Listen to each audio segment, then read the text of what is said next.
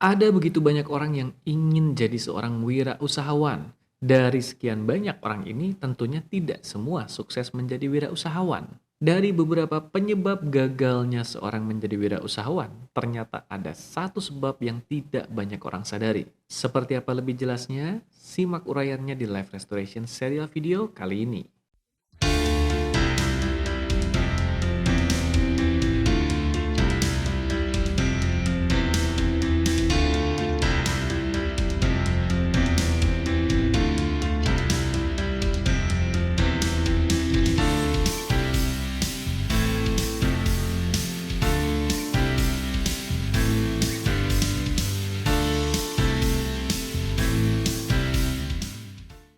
Halo para sahabat sekalian, dimanapun Anda berada. Kembali berjumpa seperti biasa bersama saya Algus Kanalendra di Live Restoration serial video. Seperti biasa juga di akhir minggu kali ini kita akan kupas sebuah tema di mana tema kali ini berhubungan dengan satu temuan yang cukup banyak ditemukan di ruang coaching saya, yaitu seputar menjadi wirausaha. Atau lebih tepatnya, hal-hal yang tidak menjadikan seseorang bisa berwirausaha. Sambil menyimak isi video ini, tidak lupa silakan sempatkan juga untuk subscribe dulu YouTube channel ini, Algus Kanalendra, kalau Anda belum subscribe, dan aktifkan juga lonceng notifikasinya. Pastikan Anda menjadi salah satu dari mereka yang pertama kali mendapatkan informasi setiap kali saya mengunggah berbagai pembaharuan di YouTube channel ini. Kembali ke bahasan utama di episode kali ini. Sebagai seorang coach, ada banyak ragam klien yang datang meminta bantuan saya untuk kemudian difasilitasi proses pertumbuhannya menjadi lebih baik. Salah satunya adalah beberapa klien yang datang dengan sebuah keinginan untuk menjadi seorang wirausahawan atau seseorang yang memiliki usaha atau bisnisnya sendiri. Menjadi wirausahawan ini ngomong-ngomong tentu merupakan impian banyak orang. Ada begitu banyak orang di luar sana yang memimpikan ingin punya usahanya sendiri untuk mereka jalankan. Menjadi seorang wirausahawan ini tentu mensyaratkan berbagai hal. Dari mulai ketersediaan pola pikir atau mindset yang memadai, keahlian yang memadai, dan berbagai sarana prasarana yang nantinya akan menunjang keperluan wirausaha itu. Tapi sebelum memasuki berbagai bahasan itu, saya mendapati satu hal yang seringkali menjadikan seseorang kemudian gagal atau mudah menyerah dalam berwirausaha. Meskipun sedikit banyak hal yang satu ini akan berhubungan dengan pola pikir, saya mendapati bahwa hal ini sangat mendasar sekali. Ia bukan hanya berhubungan dengan pola pikir untuk nantinya mengawal prosesnya, melainkan untuk mengawali prosesnya. Satu hal ini adalah yang saya sebut sebagai alasan. Dalam bahasa Inggris, kita menyebutnya sebagai reason.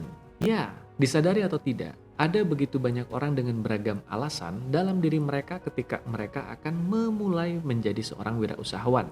Disinilah saya mendapati bunyi dari alasan mereka akan cukup menentukan seberapa gigih dan teguh mereka siap mengawal niatnya ini sampai mereka bisa menjadi seorang wirausahawan yang sukses. Bukan sekali dua kali saya menjumpai orang-orang yang ketika ditanya, "Kenapa kamu ingin jadi seorang wirausahawan? Kenapa kamu ingin jadi seorang pebisnis?" Dan jawaban mereka adalah, agar saya bisa mengelola waktu saya sendiri, agar saya bisa lebih mengelola aktivitas saya sendiri tanpa diatur oleh siapapun. Dalam episode kali ini, saya bukan ingin menyatakan bahwa jawaban itu salah, tidak ada yang salah dengan jawaban itu, hanya saja saya mendapati orang-orang yang sering kali mengatakan jawaban seperti itu adalah mereka yang pada akhirnya juga tidak cukup gigih untuk mengawal usahanya. Tidak semua tentunya, ini hanya temuan saya pribadi. Mungkin saja Anda punya temuan sendiri. Tapi apa yang menjadikan alasan itu menjadi sebuah alasan yang seringkali tidak cukup kuat untuk mengawal seseorang untuk gigih dalam menjalankan wirausahanya? Hal ini karena alasan itu cukup bersumber pada dua hal yang bisa menjadi masalah di kemudian hari. Yang pertama adalah jangan-jangan ada etos kerja yang bermasalah di balik alasan itu. Karena ternyata alasan itu bersumber dari rasa malas. Beberapa kali saya berjumpa dengan orang-orang yang ketika saya tanya kenapa kamu ingin menjadi seorang wirausaha atau apa dan siapa sosok yang kamu anggap menginspirasi. Kemudian mereka mengeluarkan jawaban, "Oh, saya terinspirasi oleh tetangga saya atau saudara saya atau siapapun itu." Ketika ditanya, "Apa yang membuat kamu terinspirasi?" "Soalnya hidupnya enak sekali, santai, bisa seenaknya untuk mengatur waktu untuk pergi dan pulang."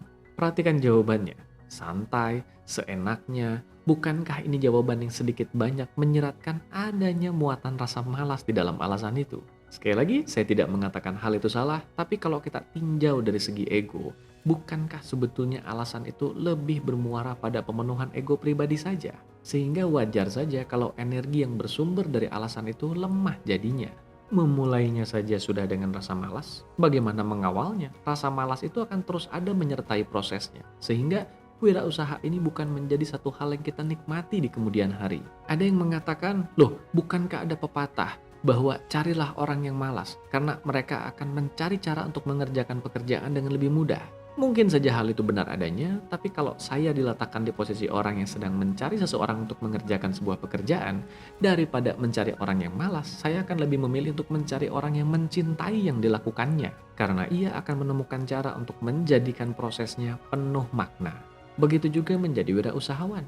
Alih-alih kita memulainya dengan rasa malas, bukankah lebih baik memulainya dengan rasa cinta, dengan sebuah kecintaan pada bidang usaha yang akan digeluti itu?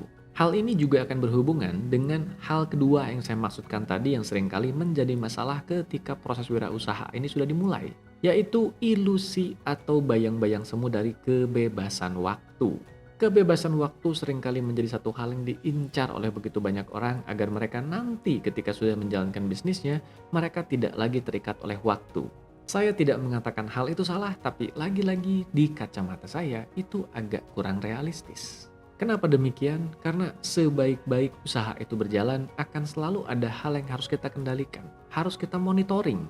Bahkan tidak jarang dalam kehidupan para wirausahawan yang saya temui, justru mereka harus mampu mengatur waktunya atau mengatur dirinya dalam menjalani waktu dengan lebih cermat dibanding orang kebanyakan. Karena ada begitu banyak hal yang mereka pertaruhkan dalam bisnisnya itu. Maka itulah saya katakan mereka yang mengawali ingin menjadi seorang wirausahawan dengan alasan yang salah, yaitu ingin bermalas-malasan, ingin bisa bersantai-santai, inilah orang-orang yang akan tersiksa dalam menjalani prosesnya. Tidak heran di sepanjang prosesnya ini akan ada saja hal-hal yang mereka anggap tidak sesuai dengan yang mereka yakini atau mereka anggap menyiksa yang bisa membuat mereka dengan mudah memutuskan untuk mundur begitu saja. Jadi sebelum misalnya memutuskan untuk menjadi seorang wirausahawan atau dalam bidang apapun itu, sebelum kita memutuskan untuk menekuni bidang apapun, mulailah dulu dengan alasan yang tepat untuk menekuni bidang itu. Alasan yang tepat ini hendaknya yang bersumber dari dua hal. Yang pertama adalah rasa cinta pada bidang yang kita akan tekuni itu. Karena kita menyukainya, kita tidak keberatan untuk menjalankannya dan bersusah payah melalui prosesnya. Karena dasarnya kita memang suka pada apa yang kita lakukan. Yang kedua, mulailah juga dengan alasan yang berdasarkan rasa cinta kasih pada sesama. Niatkan yang kita lakukan itu agar bisa menjadi manfaat yang sebesar-besarnya bagi sebanyak mungkin orang. Menjadi sebuah legacy atau warisan yang bisa diteruskan untuk generasi-generasi berikutnya, untuk sebanyak mungkin orang. Di sini bisa kita lihat bahwa tujuan untuk menjadi wirausahawan ini bukan berlandaskan ego pemenuhan diri semata, melainkan sebuah kesadaran untuk menjadi saluran berkah bagi sebanyak mungkin orang. Bukankah lebih baik dan mulia juga jadinya? Demikianlah sedikit perjumpaan singkat kita di episode Live Restoration Serial Video akhir minggu kali ini. Like video ini kalau Anda merasa mendapatkan manfaat dari apa yang dibagikan di dalamnya. Bagikan juga video ini kalau Anda merasa ada orang-orang di luar sana yang mungkin bisa mendapatkan manfaat yang sama dengan yang Anda dapatkan dari apa yang dibagikan di video ini. Subscribe YouTube channel ini, Algus Kanalendra, kalau Anda belum subscribe, dan tidak lupa aktifkan juga lonceng notifikasinya. Sampai jumpa kembali di episode berikutnya. Salam sehat, berkah berlimpah, damai dan berbahagia selalu dimanapun Anda berada bersama mereka yang Anda kasihi.